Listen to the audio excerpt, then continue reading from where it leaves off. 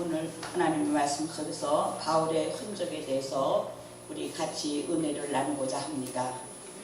얼마나 복음이 잘못됐는가를 이제 사도 바울을 통해서 갈라디아서를 통해서 다시 말씀하고 있는데, 갈라디아서는 로마서의 축소판이라고도 합니다. 그래서 믿음은 어떤 행위나 어떤 증표로 믿음이 이루어진 것이 아니라 하나님의 뜻대로 믿음이 이루어지는 것을 말씀해 주시며, 또한 이 외형적인 믿음보다는 진정한 믿음의 무엇인가를 하나하나 1장부터 6장에 이르기까지 잘 말씀해서 풀어주신 말씀이기도 합니다. 우리가 이 세상에 살면서도 우리 지금 크리스찬들이 믿음에 대해서 혼돈된 시대를 지금 우리가 살고 있습니다. 어떤 믿음을 가져야지 바른 믿음인가, 이 믿음에 대해서 너무 혼돈이 됐기 때문에 이것을 좀 정리하면서 우리 기독교가 바로 서야 되지 않을까 한번 생각해 보고 있습니다. 그래서 외형적으로 오늘 사도 바울이 말한 갈라디아서 말씀인 것처럼 어떤 모형이나 그림자로 나타낸 이 말씀을 실제적으로 드러내면서 그 일을 행해야지만이 믿음의 확실한 증표라고 말했기 때문에 할례 문제가 가장 중요한 문제라고 여기서 보고 있습니다.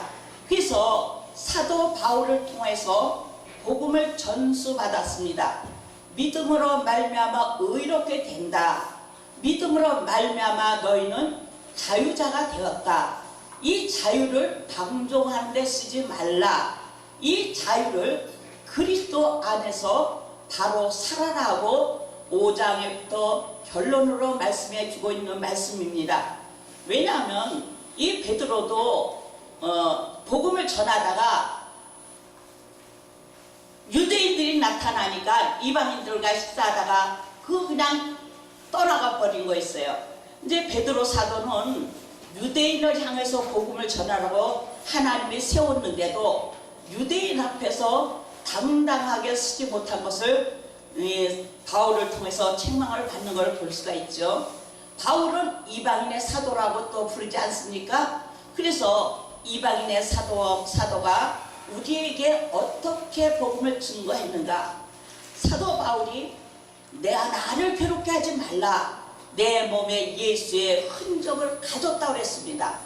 사도 바울은 하나님을 기쁘게 하라, 나를 기쁘게 하라. 하나님을 기쁘게 할 것 같으면 사람에게 기쁨을 주지 못하고, 사람에게 기쁨을 주면 하나님께 기쁨을 주지 못한다 했습니다. 그래서 복음 증거하는 이 강단은 싫든 좋든 하나님의 진리의 말씀만 증거하는 강단이 되어야 될 텐데, 어떤 강단 보면 원맨쇼하는 강단도 혹가다 우리가 볼 수가 있습니다. 끝나고 나면 깔깔대고 웃다가 끝나고 나면 뭘 했는지 하나도 내 머릿속에는 아무것도 들어있지 않습니다. 그건 다시 세상에 나가면은 정말 십자의 군사로서의 사명을 감당할 수가 없습니다. 자, 그러면은 우리 바울의 흔적을 잠깐 우리가 생각해 보고자 합니다. 바울은 복음을 위하여 정말 지나치도록 수고가 정말 넘치도록 했다고 그랬습니다.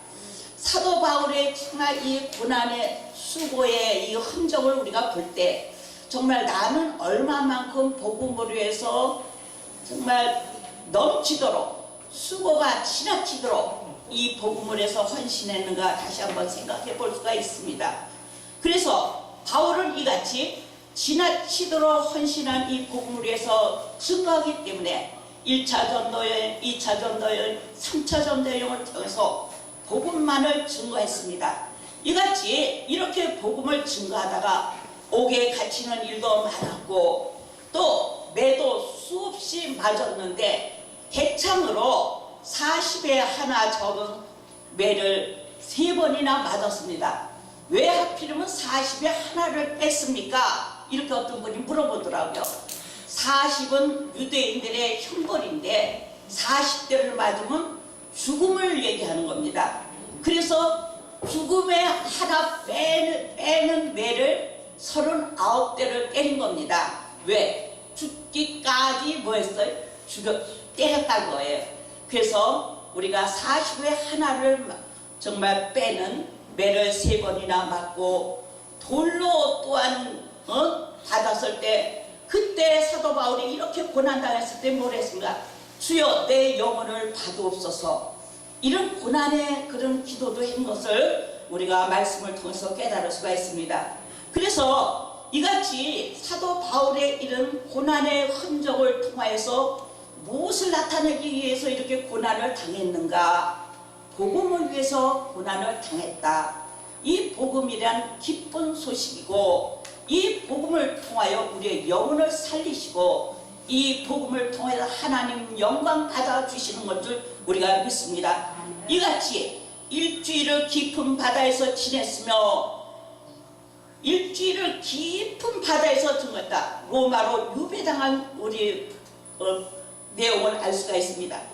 이런 내용을 속에서 정말 어려움을 당했는데, 저는 참 속사도인 이 폴리갑 사도를 생각 안 할 수가 없습니다.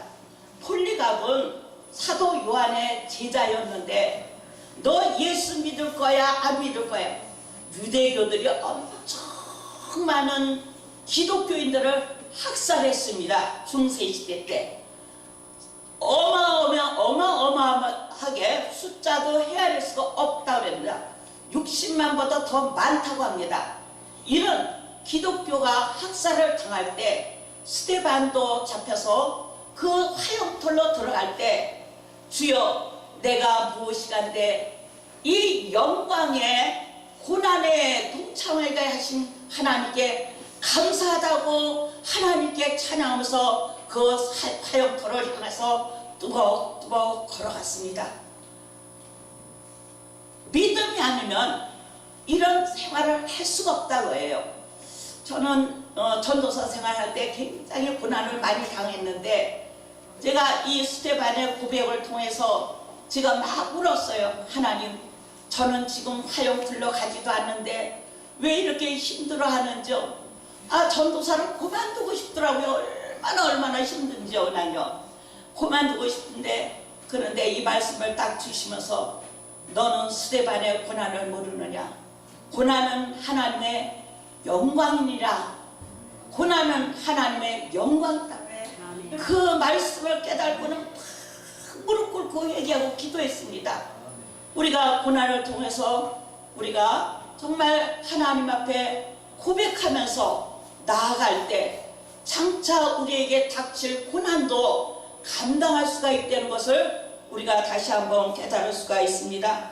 그러면 어떤 문제로 이렇게 갈라디아에서 가장 큰 문제가 뭡니까? 할례 문제입니다. 기독교로 왔다가 너희가 기독교 예수 믿는 증거가 뭐냐? 이렇게 하는 거예요.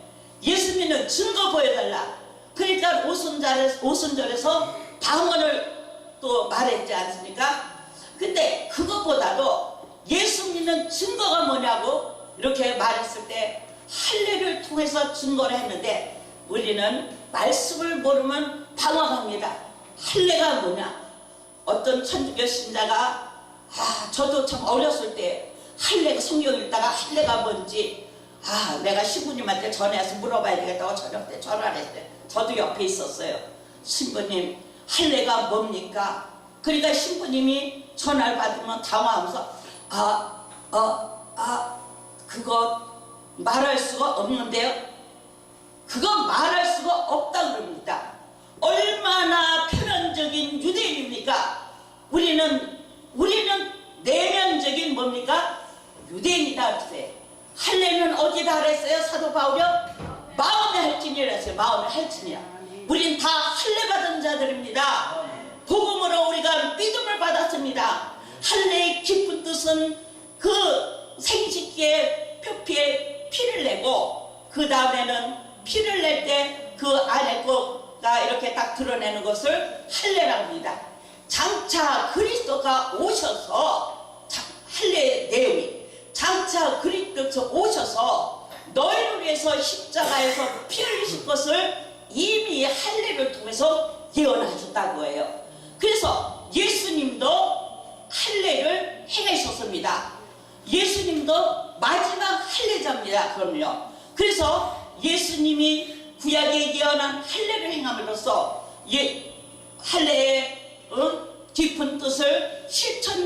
이루시기 위해 오신 그분이다 그예요.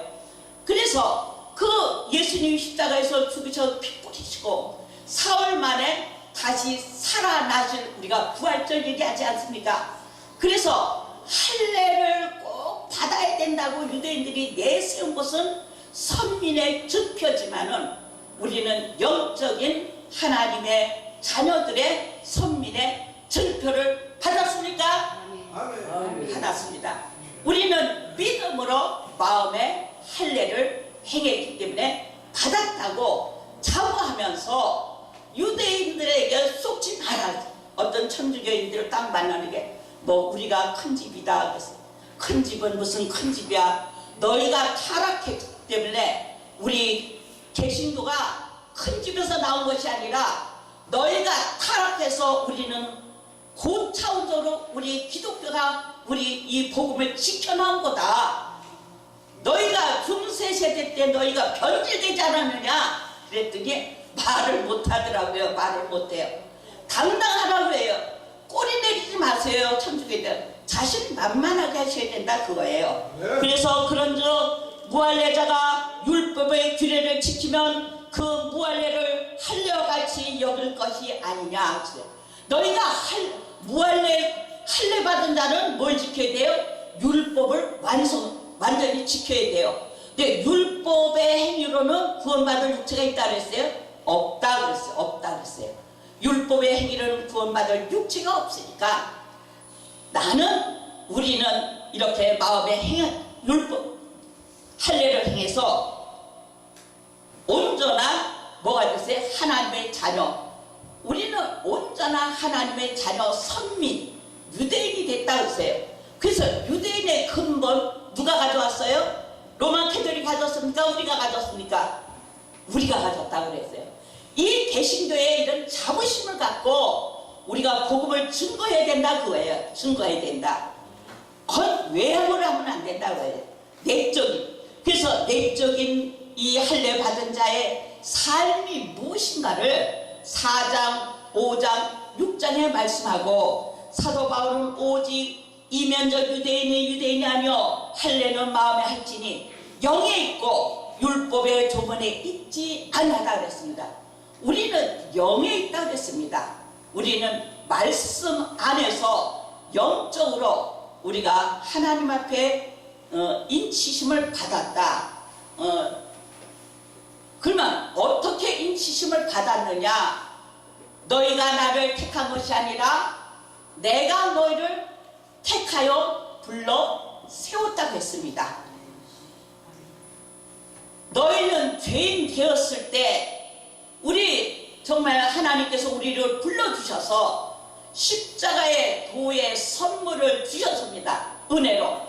이 십자가의 도의 선물을 주셨기 때문에 그 은혜로 말미암아 우리는 그리스도 앞에서 정말 온전히 하나님의 자녀라고 인침을 받게 한 걸 감사하며 하나님께 영광 돌리겠습니다. 그래서 그런즉 유대인이 나음이 무엇이냐? 할례의 유익이 무엇이냐?